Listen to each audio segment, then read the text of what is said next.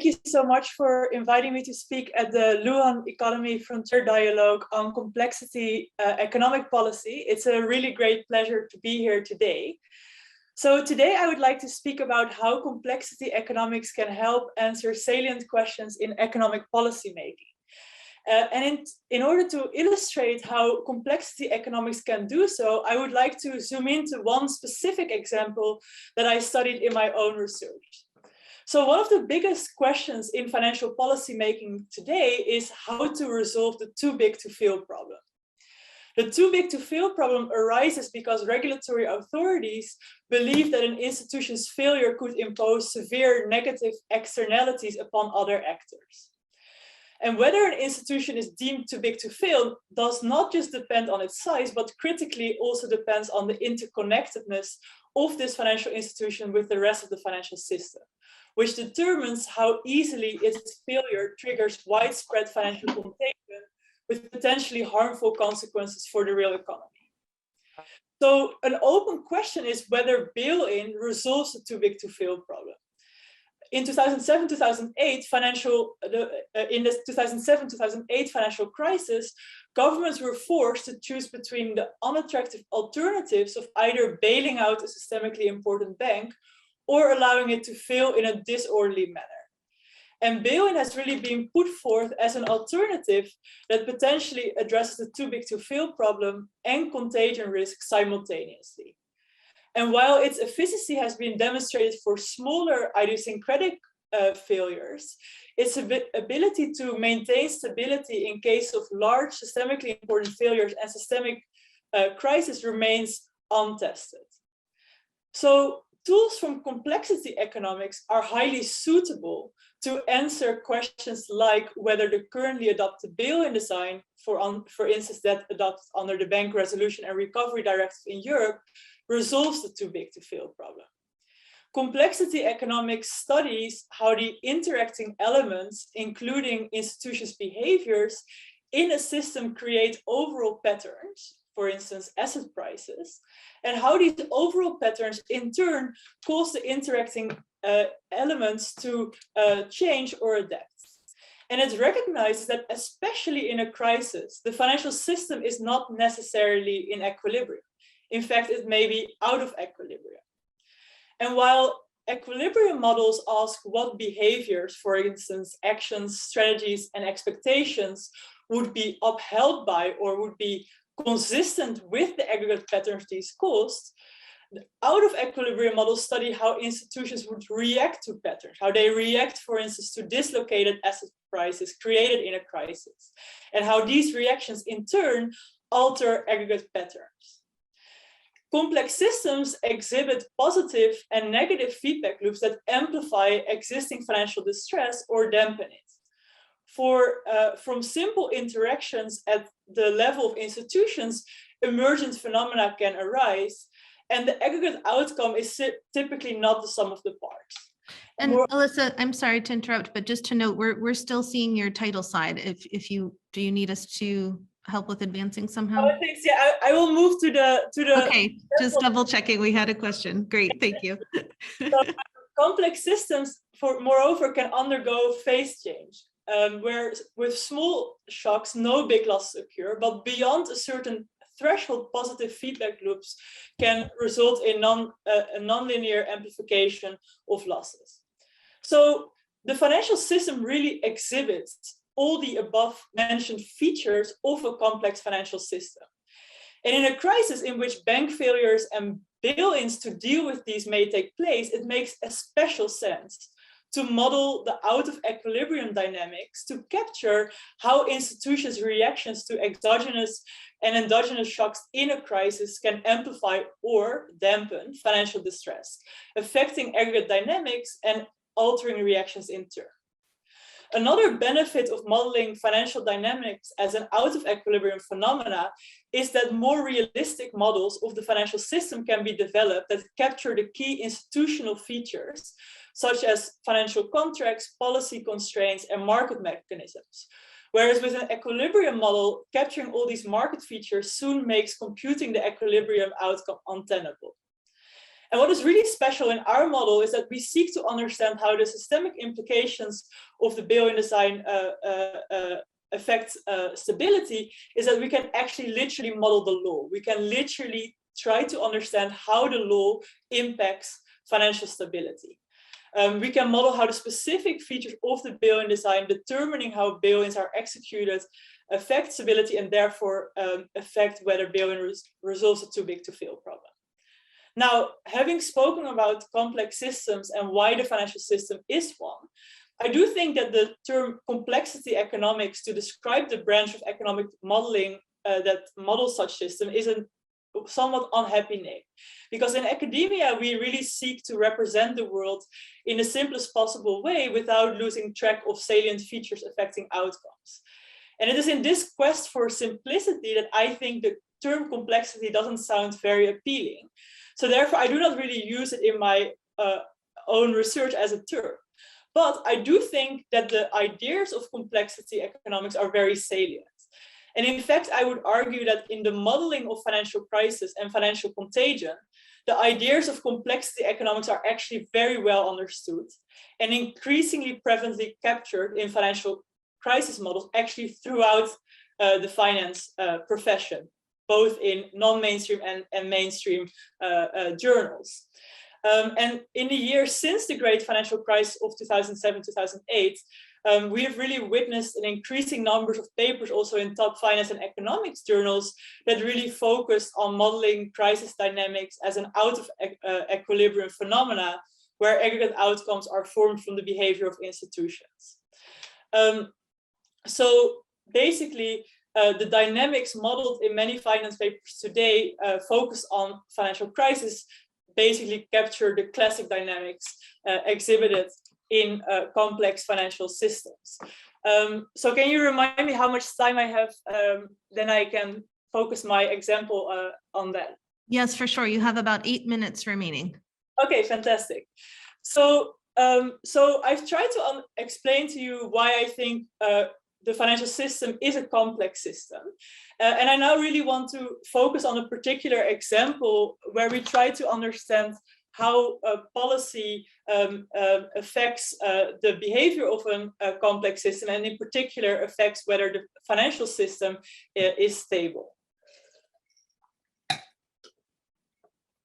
So I already explained that the 2007-2008 financial crisis forced governments to choose between the unattractive alternatives of bailing out a bank or liquidating it in a disorderly manner. Bail-in has been proposed as a tool that can both resolve the too big to fail problem and avoid letting taxpayers shoulder the losses. So in Europe and the United States, bail-in has been implemented in Europe under the Bank Resolution and Recovery Directive, and in the United States under the Dodd-Frank or the liquidation provision. I want to briefly explain to you now what bail-in is in essence. So imagine that a bank is about to fail. It's about to turn insolvent. Then the resolution authority has powers to call a bank failing likely to fail, at which point it has the rights to write down debt of the bank. That's what you can see on the left plot, and convert this debt into equity. So after the bail-in has taken place, the bank is basically better recapitalized. Its solvency is restored. And because it's better recapitalized, presumably it also faces less liquidity problems because better recapitalized banks usually have less difficulty retaining access to market funding. So in the paper that I've written with Charles Goodhart and Dawn Farmer, who's also here on this call, we try to understand what the systemic implications of the bail-in design are when we explicitly take into account the financial system, which we can argue to be a complex system as a whole. And we study this in the context of the European financial system. And in line with earlier papers in the finance literature, namely that by Greenwood et al. And Duarte and Eisenbach, these are, by the way, published in the Journal of Finance and the Journal of Financial Economics. And both of these papers, I would argue, are actually complex system models that model crisis dynamics as an out of equilibrium phenomena. And what their model does and what we will do is to say that we take as a given the assets, liabilities, and equity of each financial institution, the adjustment rule applied by institutions when they are hit by adverse shocks, and the price impact of liquidating assets. So our calibrated system-wide stresses model can capture the prevailing mechanisms that could endogenously amplify shocks from bail-in once we've sort of set up our model. I cannot explain the details. But I want to convey to you this key point, which is that initial exogenous shocks, for example, a system-wide shock from the real economy or an idiosyncratic failure of a bank, can really lead to the endogenous amplification of shocks, as many of the earlier speakers have alluded to. And specifically, when a bail-in takes place, creditors may suffer haircuts, and if this is not sufficiently compensated with equity, then these creditors suffer exposure losses in the financial system. If the exposure losses are suffered by banks that issue bail-in debt themselves, this may result in downward valuations of bail-in debt. Investors in the banks that suffer downward revaluations of bail-in debt may decide to stop rolling over bail-in debt. This leads to a liquidity shock. If this cannot be met with a cash buffer, then institutions may be forced to fire sale assets or pool funding to obtain liquidity. And in general, if institutions see their solvency drop sharply, they may be inclined to delever. So the key point is that the various mechanisms of contagion interact, and they can interact in such a way that initial shocks are amplified. And that's, of course, a key feature of a complex system, that you may see endogenous amplification of shocks and positive feedback loops. Now, the key findings of our study are fivefold. Critically, our results suggest that financial stability really hinges on the bail-in design, which consists of a bank-specific and a structural part. A well-designed bail-in supports financial resilience and avoids amplifying existing financial distress, whereas an ill-designed bail-in does the opposite.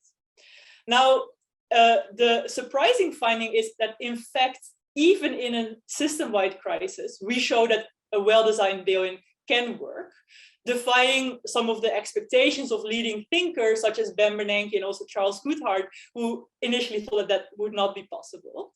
But on the downside, our analysis suggests that the current bail-in design might be in the region of instability. And in the paper, we provide arguments for why, even though policymakers can fix it, we show this in the paper, the political economy incentives make this unlikely. So essentially, our findings indicate that the too big to fail problem remains unresolved at present. So this is an example of a study where we really modeled the law. We modeled how the bail-in design is implemented in Europe, and used sort of the tools of complex systems. I would argue actually that's by now a very mainstream tool in the modeling of financial crisis to address a really big problem, namely, does bail-in resolve the too big to fail problem? Now, what we show is that an early bail-in, strong recapitalization, fair conversion rates, exclusion of short-term debt from bail-in, and sufficient loss absorption requirements and limited discretion in the bail-in design promotes financial stability, whereas a poor bail-in design, which basically does the opposite, undermines financial stability. I don't have time to explain the details, but I do want to focus on sort of the key intuition of the finding of this paper. So imagine that we're again in the 2007-2008 financial crisis. In that sort of running up to that crisis, we saw a big buildup of leverage, as Dawn also referred to. So what happened when the subprime mortgage market started to implode is that we witnessed a big deleveraging cycle where institutions were liquidating assets, where there were runs on possibly or nearly insolvent institutions. And this led to basically the global financial crisis and the sort of ensuing recession. Now, what does a well-designed bail-in do? It basically breaks the deleveraging cycle, and thereby it prevents destabilizing cycles of asset liquidations and runs on possibly or nearly insolvent institutions. And it does so by rapidly bringing down the leverage of the financial system without imposing significant externalities on the rest of the system. And in the paper, I provide much more detail on why exactly that's the case. Whereas an ill-designed bail-in only partially breaks the deleveraging cycle. So the destabilizing cycles of asset liquidations, runs on possibly or nearly insolvent institutions continue, possibly leading to a next cycle of bail-ins and further deleveraging. So the key quantitative findings of our paper are twofold. First, we show that the difference between a well-designed and an ill-designed bail-in is really big. It represents 20.3% of the asset value of the European banking sector. And we all know that if there's a big loss to the financial system, this typically leads to credit contractions and thereby recession. So the choice of bail-in design really has welfare implications. Now, the second big finding is that whether sort of the increase in systemic risk brought about by a poor design choice really depends on how well the bail-in mechanism is designed. So the same poor design choice, when the rest of the bail-in design is well designed, has a much smaller impact on deteriorating financial stability than when the same poor design choice is used relative to a poorly designed bail-in. And this kind of comes back to another feature of complex systems, which is that you have, when there's a certain amount of shocks, there may not be big impacts, but if the shocks exceed a certain sort of severity, the impact may be worse. And the same holds for policy design. Sort of how bad a certain policy design choice is really depends on the context.